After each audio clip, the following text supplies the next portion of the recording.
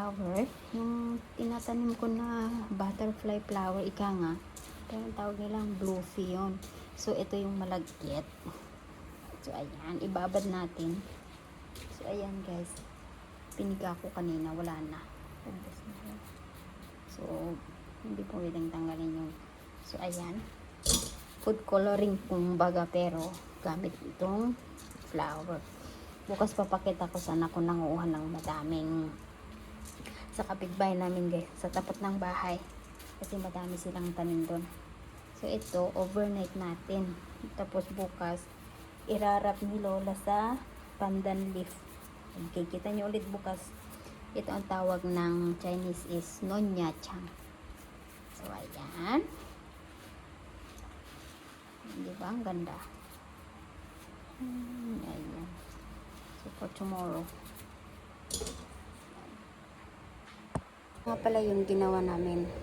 Pinakulay ko yung malagkit guys. Kinuha ko sa garden. Kaso pag press hindi gaanong makolorful. Kaya pag may makuha kami sa garden, dehydrate ko guys. So ito. Kaya naging ganito yung kulay. Dahil nga may music si Lola guys, para naman hindi kapagod-pagod na magtali siguro, kaya nagpaon siya ng radyo. At eto nga, mag-i-start na siyang mag-wrap. Ito na yung blue pea flower guys, na naging ginawa namin ng kulay itong sticky rice. Ayan, manood na lang tayo sa kanya guys. Kasi nga, mayroon naman akong gagawin, di ba? Kaya music is on. Let's go. Ganyan siya, guys. Yearly kami gumagawa nito, guys. Every June. Sakto pa naman sa birthday ko. June 19 yung dumpling festival this 2026. Kaya ito kapagod, guys. Dagdag pa itong dalawang anak ko na 4 ang paa, tapos darating pa sila sa 19. Ay na, Diyos ko.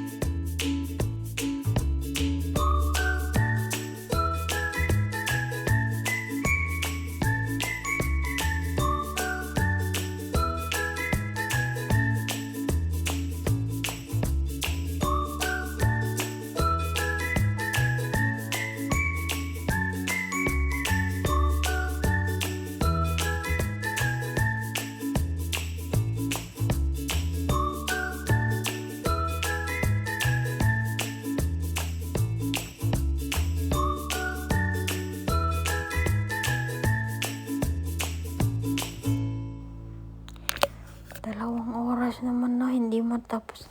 Tapos guys, hanggang ito mga alas, anong oras matatapos kaya niya? Mga 2 something ganun. I-start siya ng umaga ng 8 ganun, tapos matatapos ng 2 o'clock ganun. So, ayan yung blue pea guys, 1 kilo, 1.5 kilo. At ito naman, 2 kilo. So, 3.5 kilo yung tinalian niya guys.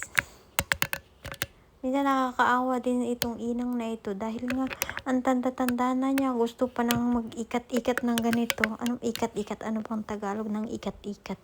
Malay words yan, ikat. Rep. Tapos talian, ganun. Napakahirap. At dahil nga meron naman akong massage neto guys, kaya ilagay ko muna sa kanya, siya muna magmasahe. Mamayang gabi na lang ako. Dito daw sa baywang niya ilagay kasi masakit na daw dyan. Siyempre nakaupo. Minsan away bati naman kami to, minsan ganyan. Ang hirap. Hindi mo nakasama yung magulang mo. At ito na yung parang ina ko. Lalo ngayon wala na akong pera. So. Pero mahirap na to guys kasi parang makakalimutin na rin. Siyempre, 88 years old. So, ano magagawa natin kundi pasensyahan lang. Habaan ng pasensya talaga. Ayan, natapos na nga guys. Kailangan na nating i-steam. Okay. Wait lang guys. Wait lang. I have something to do. Tapos tawagin ka na naman. Coming. Gamit namin guys. Ganyan. So, ayan. Minsan what? At eto na nga, natalian na niya lahat. Kaya naman, sabi ko, to something.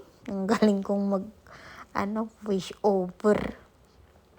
At ayan na nga guys, kailangan na nating hanguin. Luto na rin.